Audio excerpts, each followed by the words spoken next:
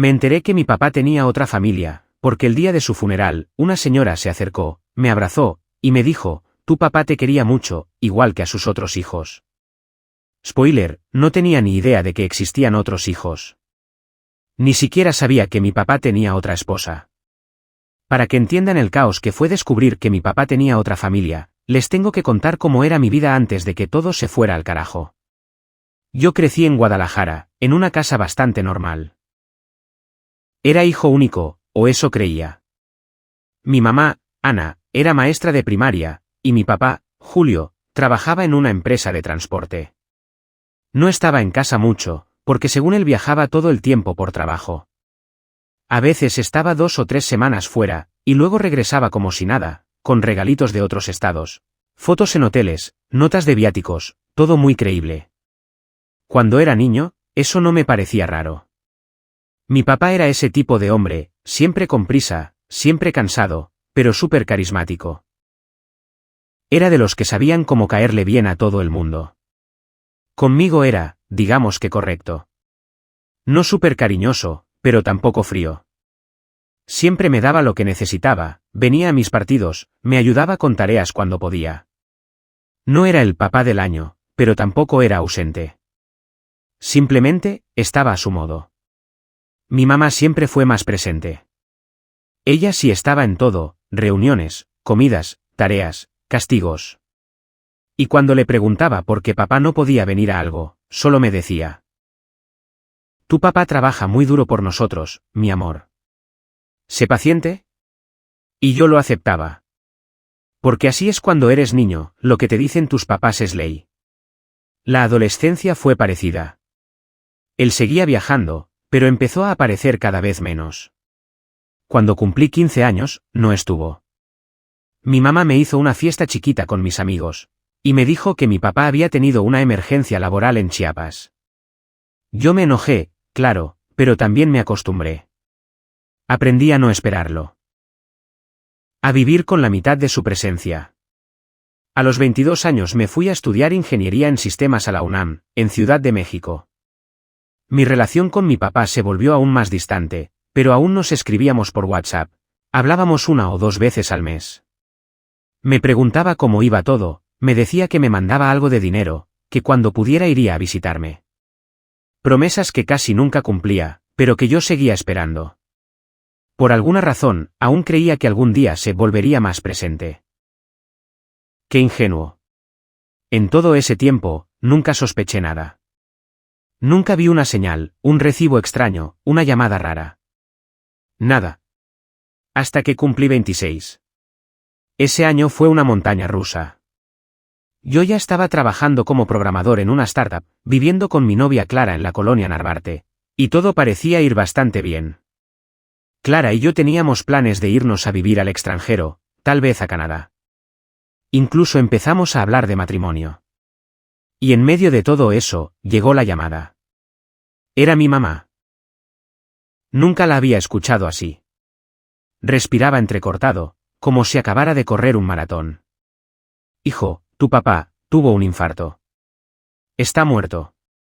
Se me congeló la espalda. No lo podía creer. ¿Cómo que muerto? Pregunté, como si no lo hubiera escuchado bien. Fue en Michoacán. Estaba en una reunión del trabajo, y colapsó. No sobrevivió. Y sí, fue un golpe durísimo. Por más distante que fuera, era mi papá. El funeral fue 2 días después, en Guadalajara. Volé esa misma noche con Clara, y nos encontramos con mi mamá en la funeraria.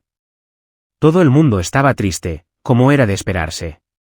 Había gente de su trabajo, amigos de la familia, hasta algunos vecinos que no veía desde la infancia. Fue raro. Raro y doloroso. Pero lo verdaderamente raro pasó al final del velorio. Una mujer de unos 40 y tantos, elegante, con lentes oscuros y un aire de superioridad, se acercó. Venía con 2 chicos de unos 18 y 20 años, más o menos. Todos vestidos de negro, todos con cara de luto. Pensé que eran colegas de mi papá o algo así. La mujer me abrazó, así sin preguntarme ni nada. Y me dijo algo que nunca voy a olvidar: tu papá te quería mucho, igual que a sus otros hijos. Yo me quedé congelado. ¿Cómo que otros hijos? Pregunté, todavía abrazado a ella. Ella se separó, se me quedó viendo como si yo fuera el raro. ¿No sabías? Ahí fue cuando sentí que el piso se me abría. Miré a mi mamá. Su cara, no puedo describirla. Era una mezcla de furia, vergüenza y tristeza. Como si se le hubiera caído el mundo. Y entonces entendí que ella sí lo sabía. Mi papá tenía otra familia. Esa mujer era su otra esposa. Y esos dos chicos, eran mis medios hermanos. Me mareé. Tuve que sentarme.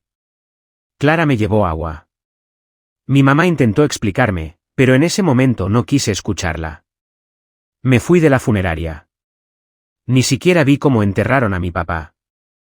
Los días siguientes fueron una locura. Me encerré en el cuarto de mi infancia, tratando de entender cómo había pasado todo eso. Como mi vida entera podía ser una mentira sin que yo lo notara. Clara intentaba calmarme, pero yo estaba como en automático. No comía bien, no dormía. Me pasaba horas mirando fotos viejas de mi papá, buscando alguna pista, algo que me dijera, aquí estaba el secreto.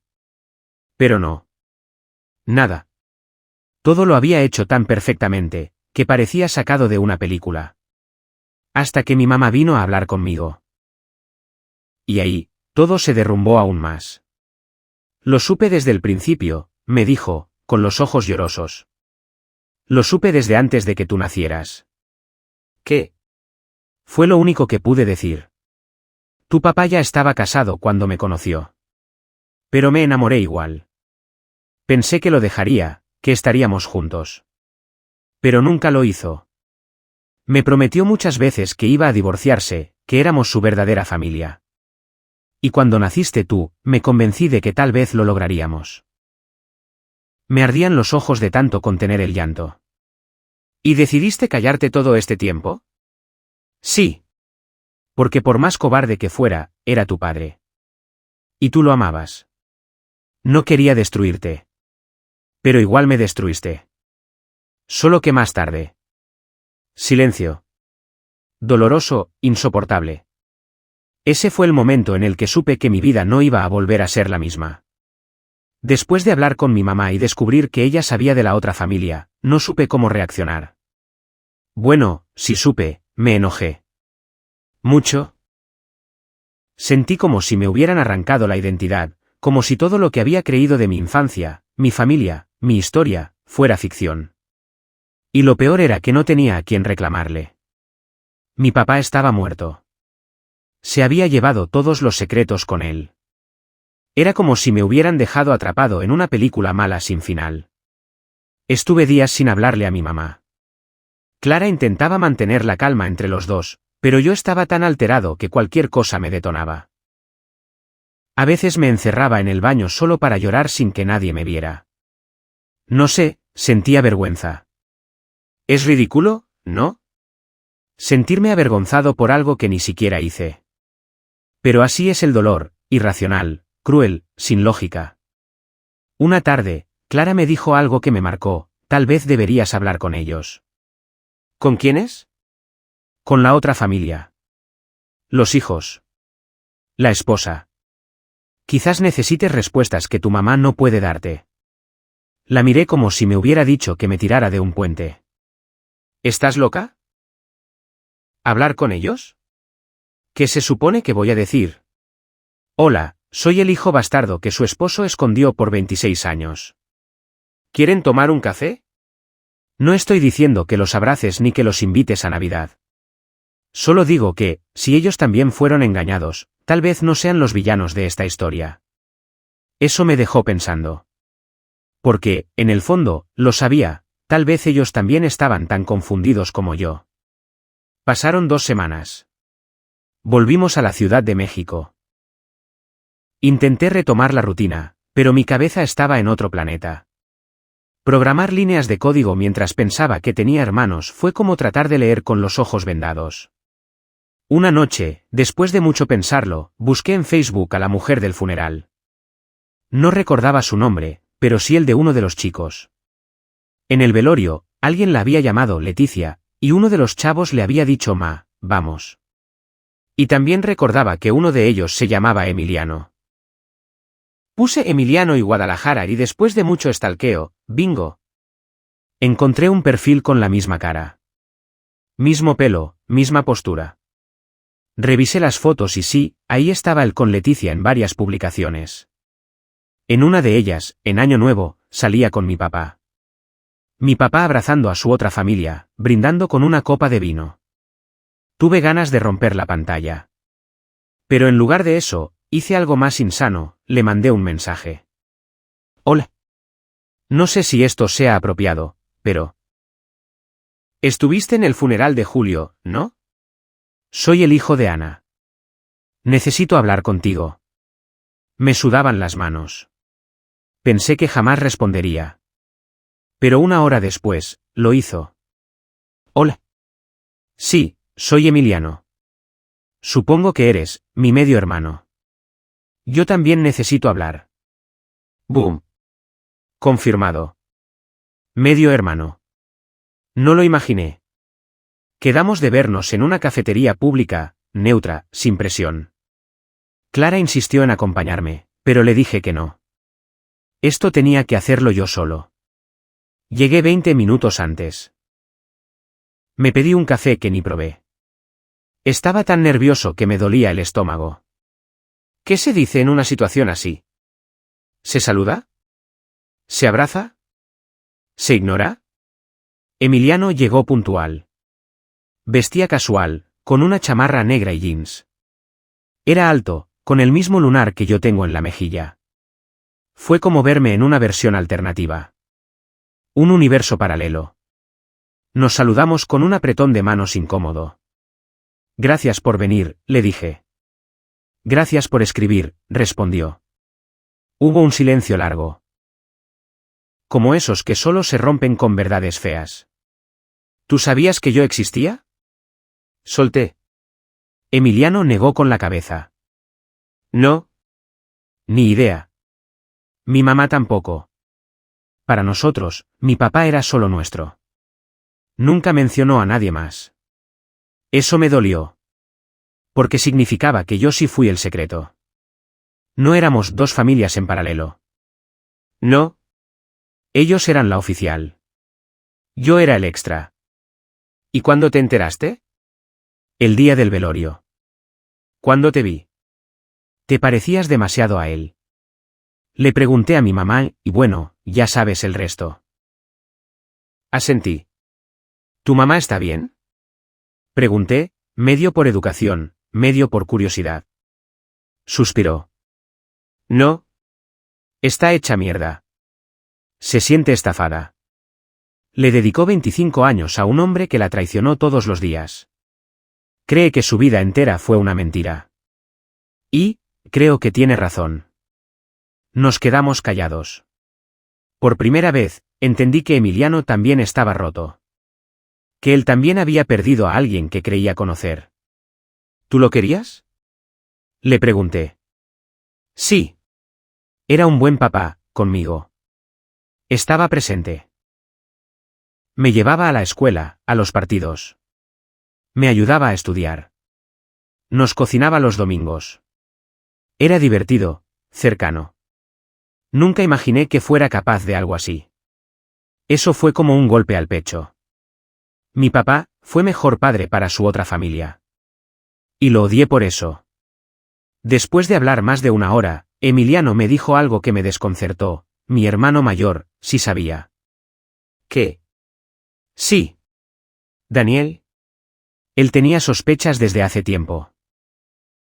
Dice que lo escuchó hablar por teléfono una vez, en la madrugada, con una mujer. Que hablaba de un niño. Cuando le preguntó, mi papá se puso muy nervioso. Nunca dio explicaciones. Pero Daniel siempre lo sospechó. Eso me dejó sin palabras. ¿Y por qué nunca dijeron nada? Porque no teníamos pruebas.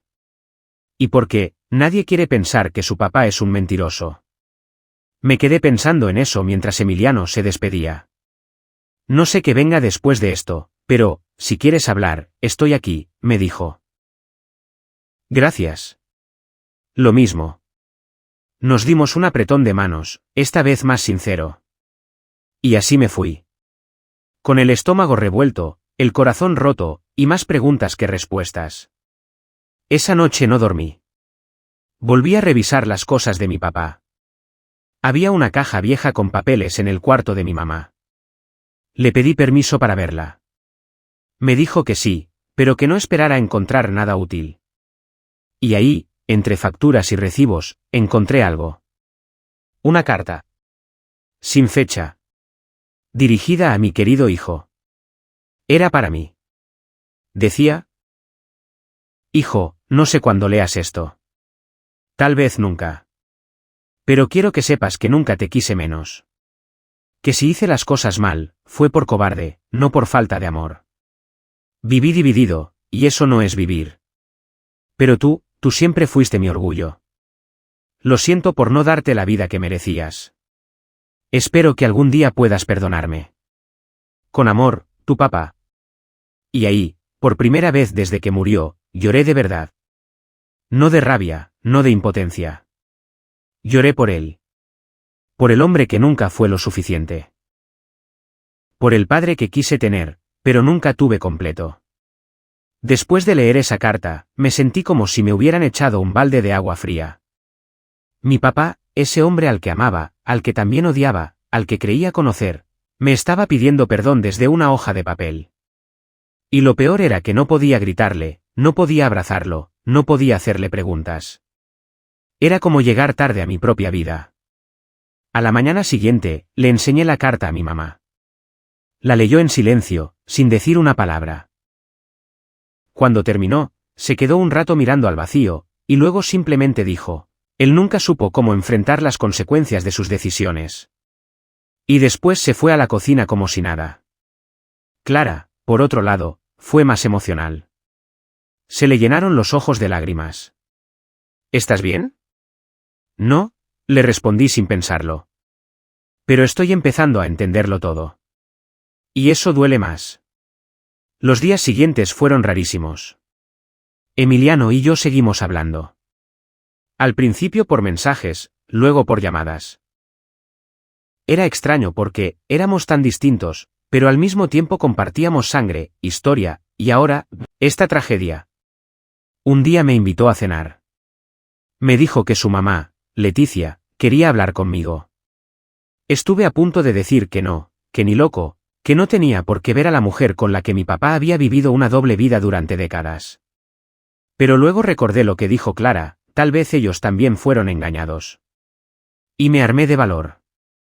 Llegué a su casa un sábado en la noche. Era una casa cálida, con fotos familiares por todas partes. Había marcos con imágenes de viajes, cumpleaños, navidades. En todas, mi papá salía sonriendo.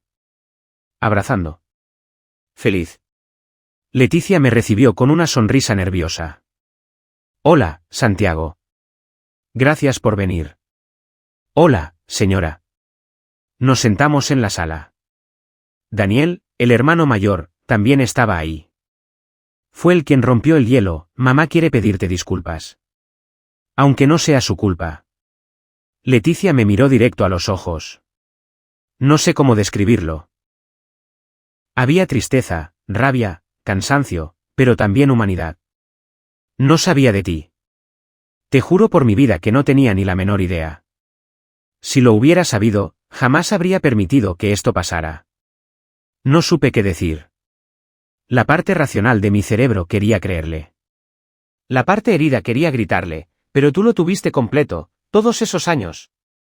Yo era el que lo compartía sin saberlo. Me limité a sentir. Gracias, le dije. No es fácil estar aquí. Pero quiero entender.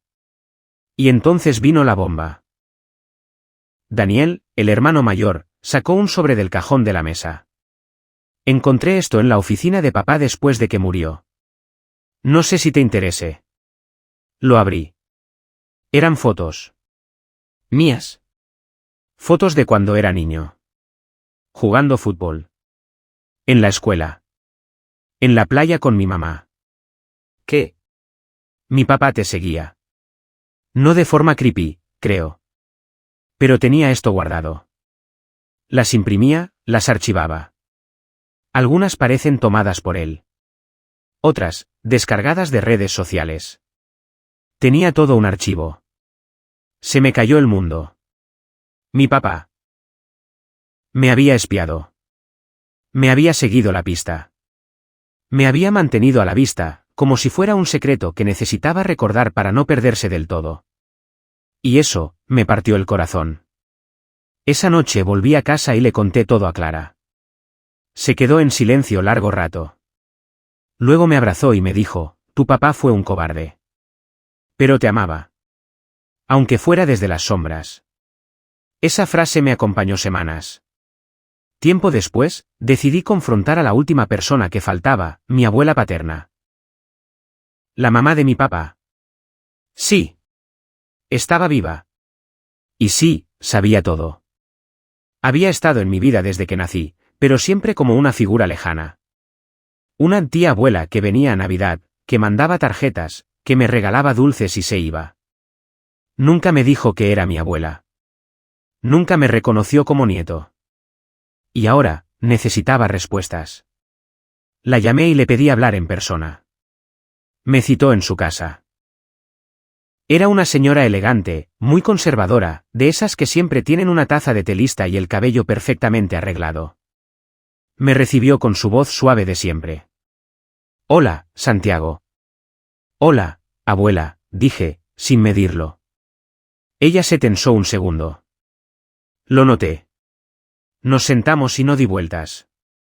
¿Por qué nunca dijiste nada? ¿Por qué me trataste como si fuera un extraño? Suspiró profundo. Porque no sabía cómo enfrentar el escándalo. Tu padre me pidió que te cuidara de lejos. Que no interfiriera. Que respetara la decisión de tu madre. Y yo, obedecí.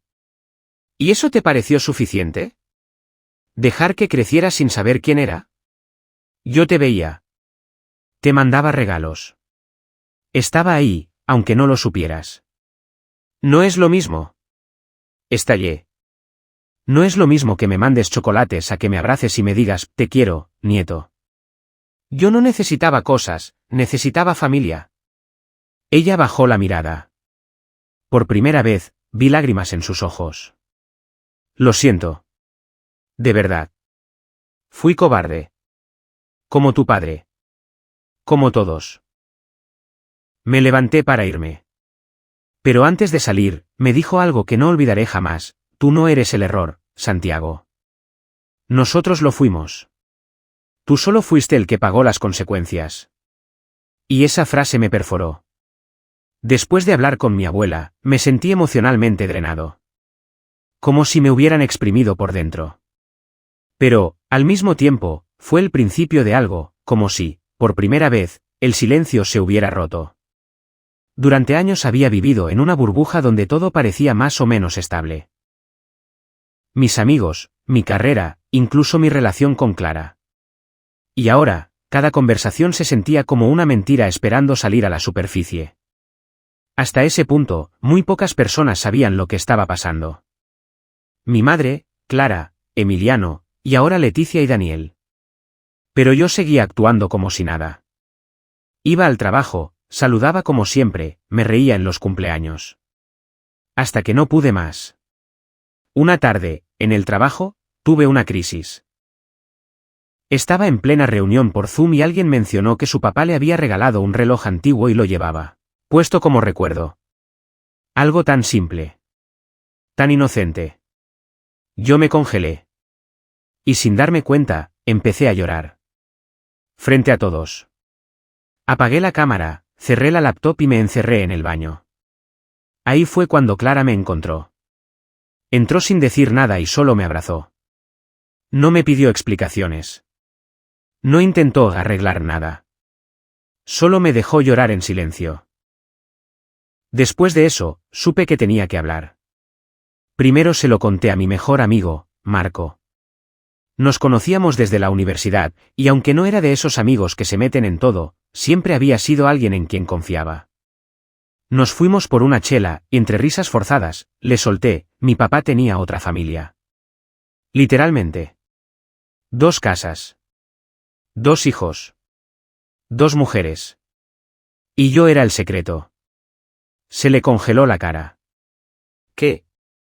Le conté todo. Desde el funeral hasta Emiliano, pasando por la carta y la visita a mi abuela. Cuando terminé, me miró como si estuviera viendo a otra persona. Bro, eso es una locura. ¿Y estás bien? No. Pero estoy sobreviviendo. ¿Y tu mamá? ¿Cómo carajos vivió con eso? No lo sé. Creo que nunca sabré.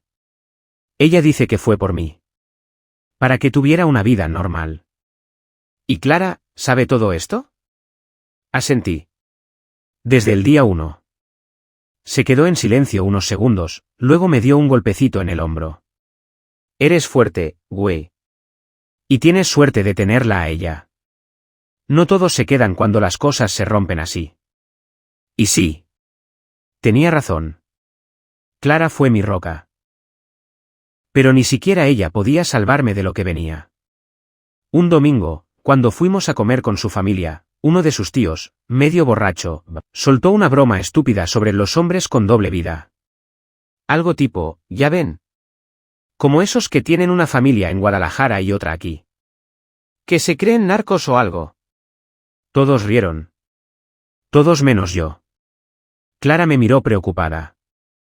Yo apreté los puños por debajo de la mesa. Me ardía la cara. Me latía la cabeza. Y entonces, lo solté. Mi papá tenía 2 familias. Una en Guadalajara. Otra aquí. Yo soy el hijo secreto. El silencio fue brutal. Podías oír los cubiertos tocando los platos. Nadie dijo nada por varios segundos. La madre de Clara, con voz temblorosa, dijo, ¿estás hablando en serio? Sí. Muy en serio. Clara me tomó de la mano, como diciendo te tengo, no te suelto. Después de eso, la comida siguió, pero en piloto automático. Nadie se atrevió a hacer más bromas. En el coche, Clara me dijo, ¿estás bien? No lo sé. Pero estoy cansado de callar. De fingir que todo está bien cuando no lo está. Estoy orgullosa de ti. Y aunque me sentía emocionalmente expuesto, también me sentí libre. Los días siguientes fueron extraños. La madre de Clara me escribió un mensaje muy tierno diciéndome que podía contar con ellos, que lo sentía si alguien había sido insensible. Que les sorprendía todo, pero que me veían como familia. Eso me conmovió. Pero también me asustó. Porque el siguiente paso era contarlo en mi propia familia.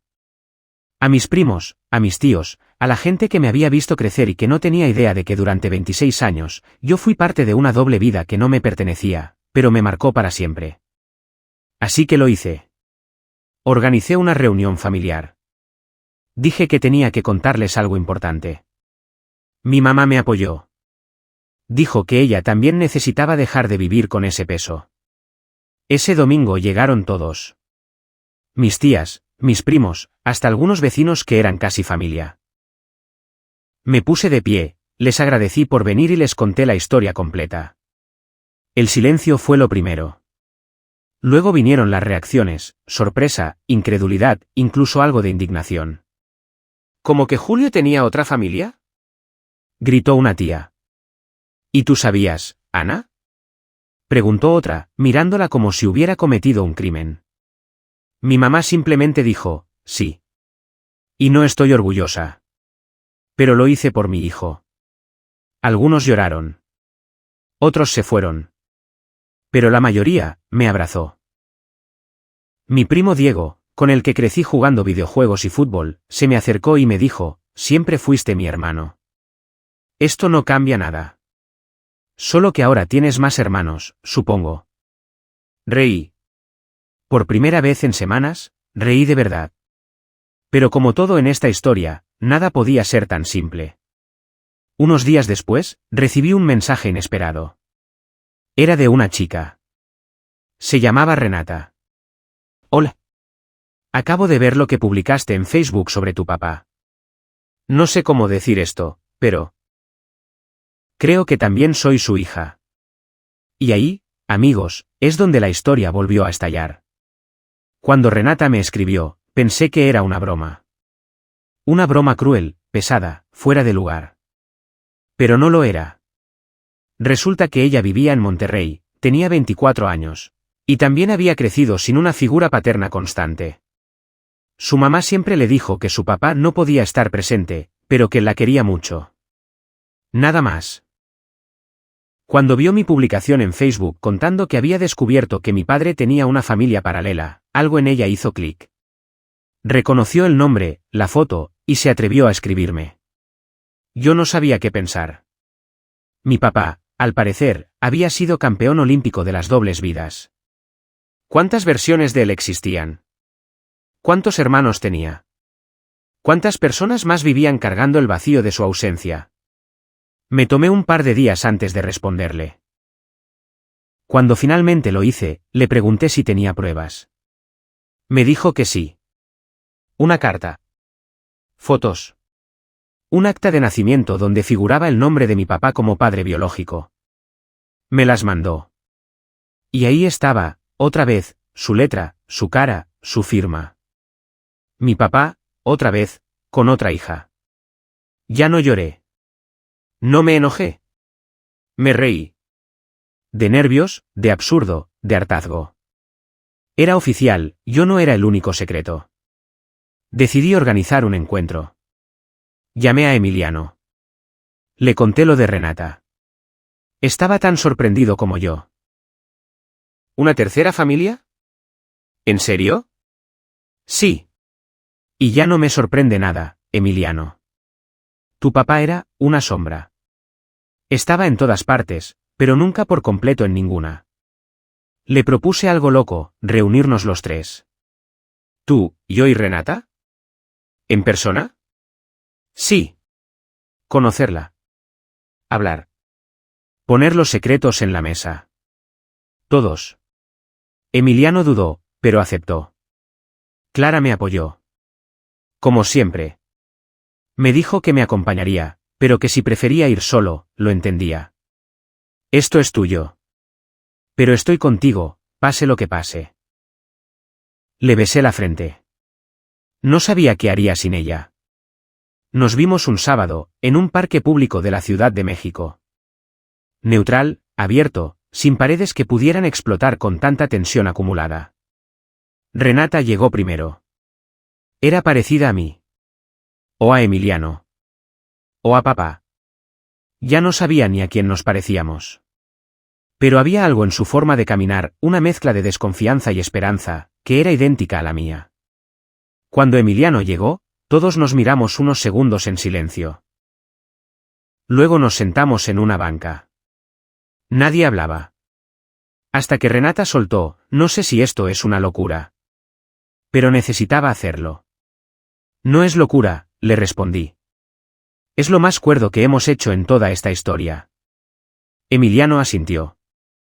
Pasamos horas hablando. Contándonos lo que sabíamos, lo que sospechábamos, lo que dolía y lo que aún no sabíamos cómo sentir. Renata nos mostró cartas que su papá, nuestro papá, le escribió. Eran más personales que las que me dejó a mí. Le hablaba de su infancia, de sus miedos, de cómo nunca se sintió suficiente para una sola vida, y por eso se refugió en varias. Creí que si daba un poco de amor a cada uno, al final sumaría algo entero, escribió, leyó Renata en voz alta. Qué jodido, murmuró Emiliano. Creyó que el amor era matemáticas. Yo tragué saliva. Y al final, nadie lo tuvo completo. Después de ese encuentro, algo cambió en mí. Por años viví atrapado en la narrativa de ser el hijo oculto. El dañado. El que no recibió amor. El ignorado. Pero ahora, me daba cuenta de que todos habíamos sido víctimas de un mismo engaño. No solo yo. También Emiliano. También Renata. Incluso mi madre, Leticia, y hasta mi abuela, en su forma fría de proteger apariencias. Y por primera vez, me permití perdonar. No para excusar lo que mi papá hizo. Lo que nos hizo. Sino para liberarme del peso de cargarlo. Un mes después, escribí una carta. No para él. Para mí. Papá. Nunca entenderé tus decisiones. Nunca podré justificar tu cobardía. Pero hoy decido dejar de vivir en tu sombra. Yo soy más que tu secreto. Soy un hombre completo. Y merezco ser feliz. Adiós. La guardé en un sobre, la llevé al cementerio, y la enterré junto a su tumba. Lloré. Grité. Me senté ahí un rato, mirando la tierra, sintiendo por primera vez, que lo estaba dejando ir. Y luego vino la decisión más difícil. Un día, Clara y yo estábamos en casa, y me preguntó. ¿Alguna vez pensaste que podrías repetir lo que hizo tu papá? Me dolió la pregunta. Pero entendí por qué lo decía. Sí. Lo pensé. Pero no quiero. Por eso estoy yendo a terapia. Por eso hablo. Por eso no te miento. Ella me miró con una mezcla de tristeza y amor. Y por eso quiero seguir contigo. Porque no eres él. Eres tú. Y tú sí eliges. Y así, en medio de un caos de cartas, tumbas, hermanos y verdades rotas, decidí reconstruirme. Con mi nombre. Mi historia. Y mi voz. Porque el secreto, ya no soy yo. Hoy, después de todo lo que pasó, me siento diferente. No sé si se puede decir que me siento curado, pero hay algo dentro de mí que se siente más ligero. Todo lo que me ocurrió, todo lo que descubrí, las traiciones, las sorpresas, ya no me controlan como antes. Ahora me doy cuenta de lo que me faltaba, paz. Paz con mi historia. Paz con mi padre, aunque ya no esté aquí. Paz conmigo mismo. Porque por mucho tiempo, me definieron los secretos. Me definieron los si hubiera sabido y los qué habría pasado si. Pero al enfrentarlos, al ponerlos sobre la mesa, al contarles a mis seres queridos y a mí mismo, me liberé de esa sombra. Claro, sigo luchando con mis demonios. Mi relación con Clara, por ejemplo, ha tenido altos y bajos. A veces, los recuerdos vienen como olas y me tumban. Pero lo bueno es que, cuando esas olas me alcanzan, no estoy solo. Tengo a Clara, tengo a Emiliano, y ahora, de alguna manera, también a Renata, que se ha convertido en parte de mi vida, aunque al principio no lo imaginaba. Lo que más me ha sorprendido es cómo, a pesar de la tormenta, hemos encontrado un modo de seguir adelante. Porque al final, todos buscamos lo mismo, entender nuestra identidad, nuestra familia, nuestro lugar en este mundo lleno de caos. Lo que aprendí de todo esto es que, aunque la verdad duele, la mentira nos mata. Y ahora, por primera vez en mucho tiempo, siento que soy dueño de mi propia historia. Así que, sí. Esa es mi historia. La historia de un hijo secreto que dejó de serlo.